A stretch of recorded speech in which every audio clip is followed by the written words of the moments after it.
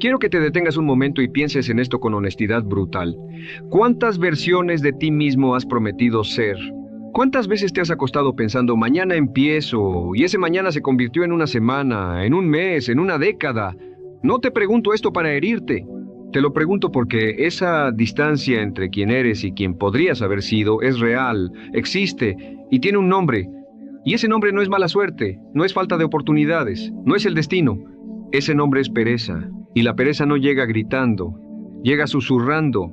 Hay algo que la mayoría de las personas no comprende sobre la pereza, y es que no es una característica del carácter, no es algo con lo que naciste, no es parte de tu identidad. La pereza es un comportamiento aprendido, una respuesta condicionada que el ser humano desarrolla cuando el dolor del esfuerzo parece mayor que el dolor de la parálisis. Y ahí está su monstruosidad. Porque el dolor del esfuerzo es inmediato, visible, tangible. Sientes el cansancio, la incomodidad, la resistencia. Pero el dolor de la parálisis es diferido, silencioso, acumulado. No lo sientes hoy. Lo sentirás en 10 años cuando mires hacia atrás y no puedas identificar el momento exacto en que decidiste no vivir plenamente. Los filósofos estoicos tenían una noción que me parece demoledora en su simplicidad.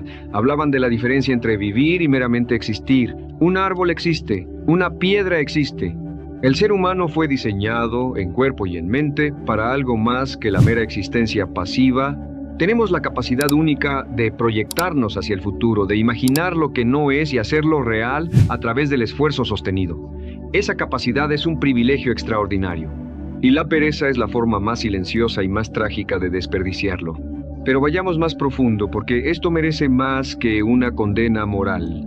La pereza, cuando la examinas con cuidado, revela algo interesante sobre la psicología humana. El cerebro humano, por diseño evolutivo, busca el camino de menor resistencia. No porque seas débil, sino porque durante la mayor parte de la historia humana, conservar energía era inteligente, incluso necesario para sobrevivir. El problema es que ese mecanismo primitivo, que fue adaptativo en otro contexto, ahora opera en un mundo completamente diferente. Un mundo donde el mayor peligro no es el agotamiento físico, sino el desperdicio de potencial. Y el cerebro no lo sabe. Sigue buscando el camino fácil como si tu vida dependiera de ello. En cierto sentido, tu vida sí depende de ello, pero exactamente al revés de cómo el instinto lo interpreta. Aquí entra algo que los estudios sobre la conducta humana han documentado con claridad a lo largo de décadas. El ser humano sobrevalora el descanso futuro y subestima el costo del aplazamiento. Es decir, cuando dices, descansaré hoy y trabajaré mañana, tu mente te presenta esa imagen como un intercambio justo. Pero lo que no calcula es el interés compuesto del aplazamiento. Cada vez que aplazas, no solo pierdes el día de hoy, pierdes también la práctica, la confianza, el impulso, la identidad de alguien que actúa. Pierdes algo que no aparece en ningún balance inmediato, pero que con el tiempo se convierte en la diferencia entre una vida plena y una vida lamentada. Y hay algo más que quiero que consideres. Algo que rara vez se menciona cuando se habla de pereza. La pereza no solo detiene tu producción, destruye tu autoestima, y esto es fundamental. Cada vez que te prometes algo y no lo cumples, cada vez que dices hoy empiezo y no empiezas, cada vez que eliges el camino fácil frente al camino necesario, depositas en tu subconsciente una pequeña evidencia en tu contra, una pequeña prueba de que no eres confiable. Y el problema no es que otros dejen de confiar en ti, aunque eso también ocurre. El problema es que tú mismo dejas de confiar en ti. Y sin esa confianza interna, cada nuevo intento nace ya herido, ya dudando, ya preparando la excusa para el fracaso que aún no ha ocurrido. ¿Ves el ciclo? La pereza genera incumplimiento. El incumplimiento destruye la autoconfianza. La falta de autoconfianza genera más pereza, porque ¿para qué intentarlo si sabes en algún rincón oscuro de tu mente que probablemente no vas a terminar lo que empezaste? Es una trampa elegante y cruel. Y para salir de ella necesitas entender algo que va en contra de todo lo que la cultura popular te ha dicho sobre la motivación. La motivación no viene primero. La acción viene primero. Esto es uno de los malentendidos más devastadores de nuestra época. La gente espera sentirse motivada para actuar. Espera el momento en que todo se alinee, en que la energía sea perfecta, en que las circunstancias sean las correctas, en que el entusiasmo sea irresistible. Y ese momento nunca llega. O llega por 5 minutos y luego desaparece. Porque la motivación es una consecuencia del movimiento, no su prerequisito. La neurología del comportamiento humano lo confirma. El cerebro genera entusiasmo y compromiso en respuesta a la acción, no antes de ella. El estado mental que estás esperando para comenzar, ese estado llega cuando comienzas, no cuando sigues esperando. Esto cambia todo. Significa que no tienes que sentirte listo para empezar, tienes que empezar para sentirte listo. Y esa distinción, aparentemente pequeña, es en realidad enorme porque elimina la excusa más común que la pereza utiliza. No es el momento correcto. Resulta que el momento correcto siempre es ahora. No porque ahora sea perfecto, sino porque ahora es lo único que existe. El pasado ya ocurrió. El futuro aún no es real. Solo el presente tiene peso. Solo el presente tiene poder. Quiero que recuerdes a alguien que admires profundamente. No importa el campo. Puede ser un artista, un pensador, un líder, un deportista, alguien de tu propia vida. Ahora quiero que te preguntes, ¿crees realmente que esa persona nunca sintió pereza? ¿Nunca tuvo días en que el esfuerzo parecía imposible, en que la cama era más atractiva que el trabajo, en que la voz interna le decía que era demasiado difícil, que no valía la pena? La diferencia entre esa persona y alguien que desperdicia su potencial no es que una sienta pereza y la otra no. La diferencia es lo que cada una hace cuando esa pereza aparece. Porque la pereza no es el enemigo en sí. La pereza es la prueba. Y cada vez que actúas a pesar de ella, la atraviesas, la reduces, la entrenas. Cada vez que cedes, la alimentas y la haces más grande.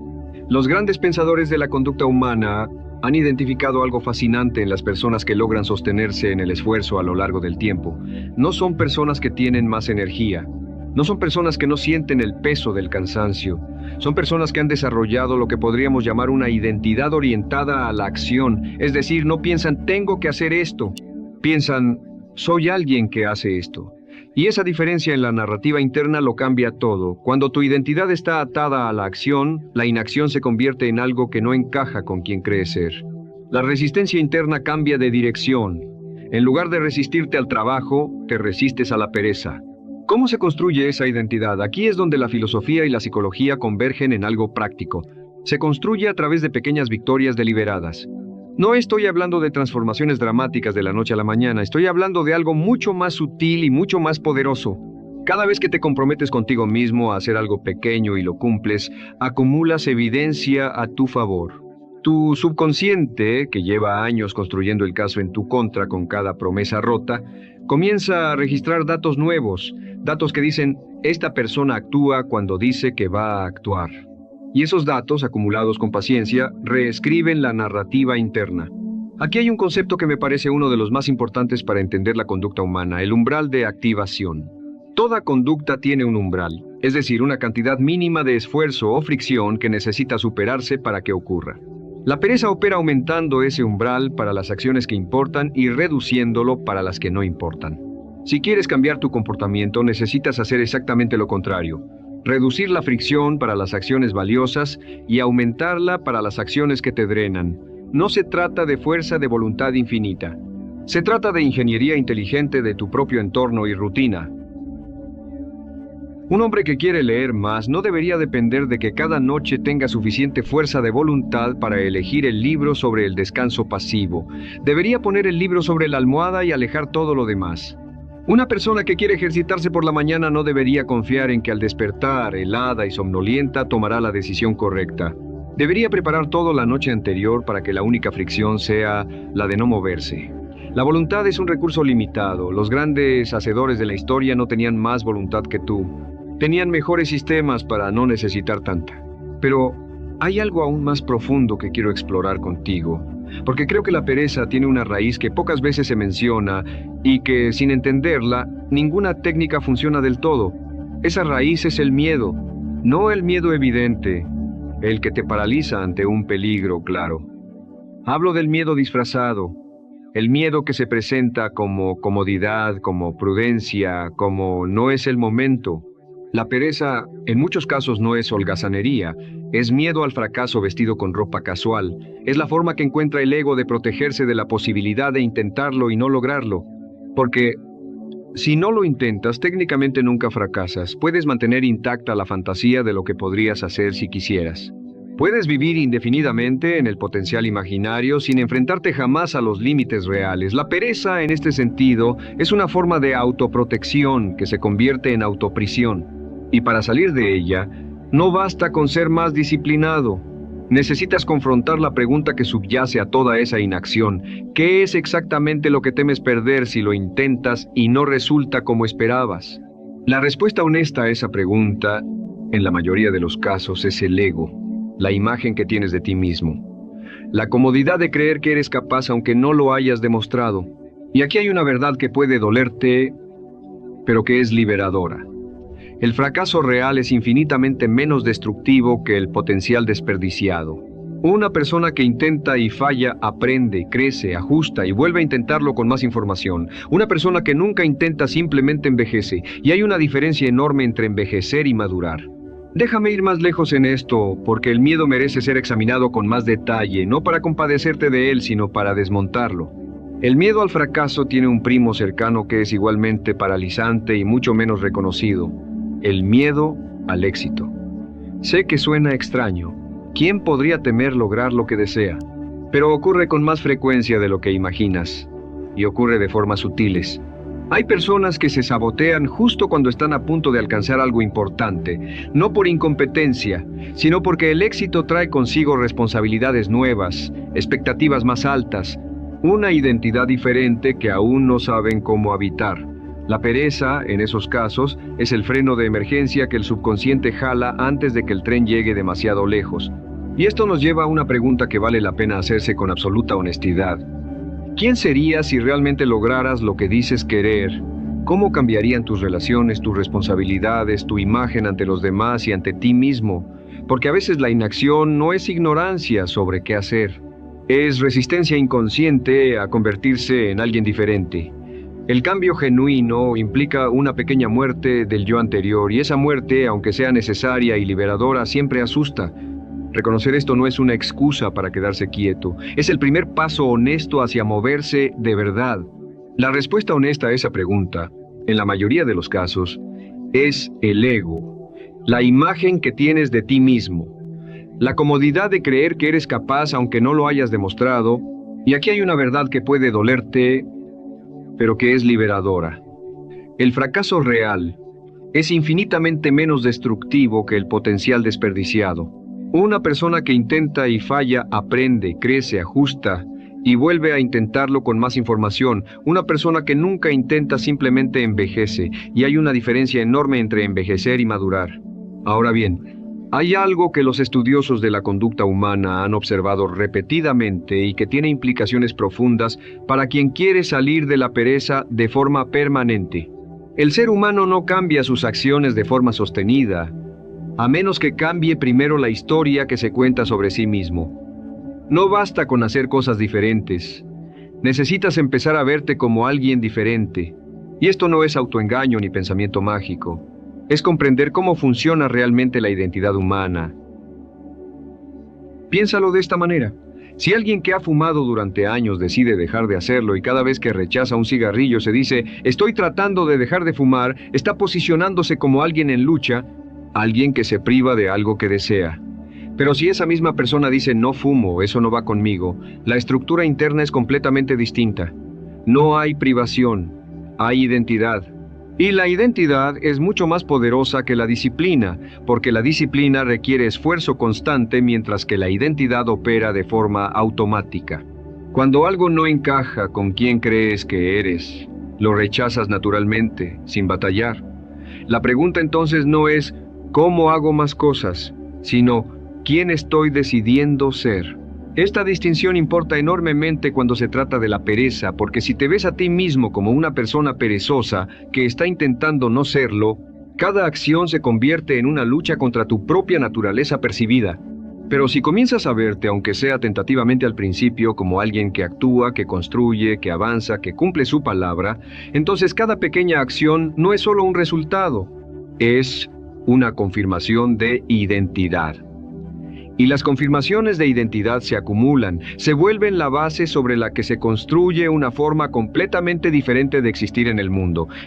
Los grandes pensadores de la antigüedad, desde los griegos hasta los estoicos romanos, compartían una visión sobre la vida que hoy se ha perdido en gran medida. Creían que la vida bien vivida no era la vida más cómoda, sino la vida más plenamente ejercida, que el ser humano alcanza su forma más verdadera no en el reposo, sino en el despliegue de sus capacidades. Aristóteles lo llamó eudaimonía, que se traduce mal como felicidad, pero que significa más exactamente florecimiento, vivir en pleno ejercicio de lo que uno es capaz de ser. La pereza en ese marco filosófico no es solo un problema práctico, es una traición a la propia naturaleza. Y hay algo más que Aristóteles entendía, algo que hoy hemos olvidado en nuestra búsqueda de atajos y resultados inmediatos. El carácter se forma en la repetición, no en la intención. La palabra griega que usaban para esto era ethos, de donde viene nuestra palabra ética, pero que en su sentido original significaba simplemente hábito, costumbre, la forma en que uno vive día a día. No eras virtuoso porque lo decidieras en un momento de inspiración. Eras virtuoso porque practicabas la virtud repetidamente hasta que se volvía parte de tu naturaleza. Lo mismo aplica hoy. Aunque el lenguaje haya cambiado, no eres disciplinado porque un día te despiertes con claridad y determinación. Eres disciplinado porque repites acciones disciplinadas lo suficiente como para que dejen de sentirse como esfuerzo y comiencen a sentirse como tú. Y ahora llegamos a algo que quiero que lleves contigo, no como una fórmula, sino como una perspectiva. El tiempo es el único recurso que no se recupera. El dinero perdido puede ganarse de nuevo. La reputación dañada puede reconstruirse. La salud deteriorada puede en muchos casos mejorarse, pero el tiempo que pasa mientras estás en pausa, ese tiempo no regresa. Y la vida no espera a que estés listo. La vida ocurre mientras decides si vas a participar en ella. Quiero que pienses en esto con la imagen más concreta posible.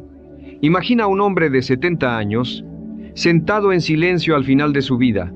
No el hombre que quiso ser, sino el hombre que fue. Ese hombre no lamenta las veces que intentó algo y falló.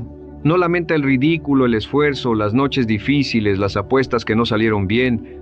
Lo que lamenta, con un peso que ninguna palabra describe del todo, son las cosas que nunca intentó, las conversaciones que nunca tuvo, los proyectos que nunca comenzó, las personas que nunca les dijo lo que sentía, los caminos que nunca recorrió porque esperaba el momento correcto que nunca llegó. Ese hombre existe en el futuro de muchas personas que hoy tienen todo el tiempo del mundo para elegir diferente. La pregunta es si lo elegirán. Esto no es un llamado al frenesí ni a la productividad compulsiva. No te estoy diciendo que debas estar en movimiento constante, que el descanso sea una debilidad o que la contemplación no tenga valor. El descanso consciente es sabio. La contemplación es poderosa. El silencio tiene su propio tipo de productividad, la que ocurre por debajo de la superficie, donde las ideas maduran y el espíritu se reorganiza. Pero hay una diferencia abismal entre el descanso que recarga y la inacción que drena, entre la contemplación que ilumina y la postergación que oscurece. ¿Tú sabes en algún lugar muy honesto de ti mismo cuál de los dos estás eligiendo en cada momento? Hay una práctica concreta que quiero dejarte, no como una técnica de moda, sino como algo que los seres humanos reflexivos han hecho de distintas formas a lo largo de siglos: el compromiso público con uno mismo. No con los demás, aunque eso también tiene su poder. Con uno mismo, por escrito, con fecha, con claridad, escribir lo que vas a hacer, cuándo lo vas a hacer y por qué importa. No como una lista de tareas, sino como una declaración de intención. Porque lo que se escribe adquiere un peso diferente al de lo que solo se piensa. Externalizar la intención la hace real de una forma que el pensamiento interno no logra. Y cuando la revisas al día siguiente y ves que lo cumpliste, ese registro no es trivial, es evidencia. Es la construcción lenta y deliberada de una nueva relación contigo mismo. Y junto a eso quiero hablarte de algo que parece sencillo, pero que muy pocas personas hacen con consistencia. Definir con precisión qué significa para ti una vida bien vivida. No en términos vagos. No quiero ser exitoso o quiero ser feliz. En términos concretos, específicos, propios. ¿Qué estarías haciendo? ¿Cómo pasarías tus días? ¿Qué habrías construido, aprendido, experimentado, dado? Porque sin esa imagen clara, la energía no tiene dirección. Y la energía sin dirección se disipa, se convierte en ansiedad, en distracción, en la sensación permanente de estar ocupado sin avanzar. La claridad sobre el destino es lo que convierte el esfuerzo difuso en movimiento con sentido. Quiero pedirte algo antes de terminar. No te pido que cambies todo de golpe, no te pido que mañana seas una persona diferente.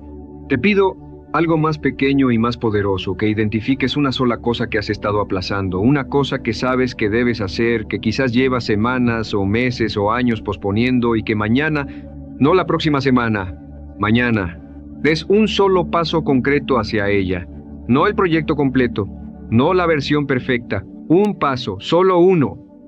Porque ese paso no solo avanza el proyecto, Ese paso comienza a reescribir quién eres ante tus propios ojos, y eso vale más que cualquier resultado externo. Y si al dar ese paso sientes resistencia, si sientes el peso familiar de la inercia queriendo jalarte de regreso, recuerda esto: la resistencia que sientes no es una señal de que estás haciendo algo equivocado. Es una señal de que estás haciendo algo que importa. Las cosas que no importan no generan resistencia, se hacen solas, sin esfuerzo, sin fricción. La fricción es el indicador de que estás en territorio real, en el terreno donde ocurre el crecimiento genuino. Aprende a leer la resistencia no como una advertencia, sino como una brújula. Te está señalando exactamente hacia dónde necesitas ir. La pereza no se vence con discursos, ni con culpa, ni con vergüenza. Se vence con movimiento, con el movimiento pequeño, imperfecto, a veces torpe, que de todas formas ocurre. Se vence eligiendo hoy ser alguien que actúa, aunque no sea perfecto, aunque no sea el momento ideal, aunque la voz interna diga que mañana sería mejor, porque mañana esa voz dirá lo mismo. Siempre dirá lo mismo. Y el único momento en que esa voz pierde su poder es cuando actúa sin pedirle permiso. Llevas toda tu vida cargando la imagen de quien podría ser. Es hora de que dejes de imaginarla y empieces a habitarla, no porque sea fácil, sino porque es la única vida que vale la pena vivir, la que realmente viviste.